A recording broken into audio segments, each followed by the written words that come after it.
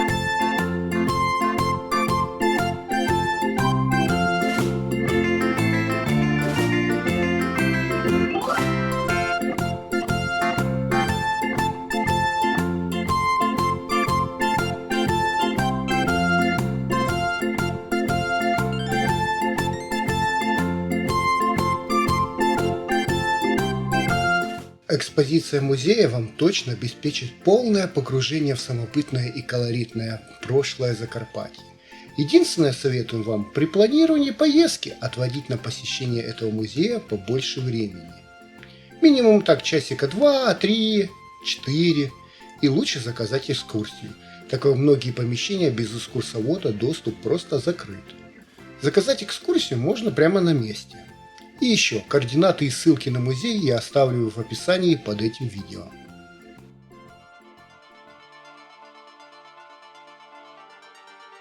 Вторым музеем, который мы посетили, и он являлся главной целью нашей поездки, это музей Калачавская узкоколейка. И как следует из названия, посвящен он истории узкоколейных железных дорог Закарпатья. Правда, от всей дороги сейчас остался только небольшой участок Иршава-Хмельник, и поэтому экспонаты для музея пришлось буквально по крупинкам собирать по всей области. Например, вагоны долго пролежали в воде аж до 2008 года.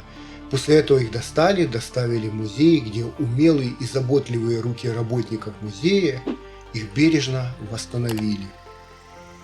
Изюминкой экспозиции является паровоз. Наверное, единственный действующий узкоколейный паровоз на Западной Украине. Точно знаю, что ближайшее место, где до сих пор трудится его собрат, это детская железная дорога в Киеве. Сам паровоз был выпущен в далеком 1951 году в Бабельсберге, Германия, и работал до 1973 года на Закарпатской узкоколейке. Кроме паровоза, в музее представлены вагоны разных годов и стран выпуска. Здесь есть вагоны советского, чешского, венгерского производства. В некоторых вагонах устроены мини-выставки, в которых выставлены экспонаты, рассказывающие о работе и быте железнодорожников, а также пассажиров.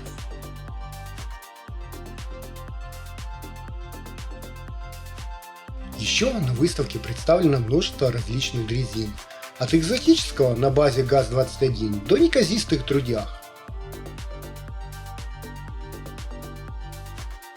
Говорят, что в скором времени можно будет прокатиться по уцелевшему участку дороги на мотодрезине. Так что мы еще сюда вернемся, на железнодорожные покатушки.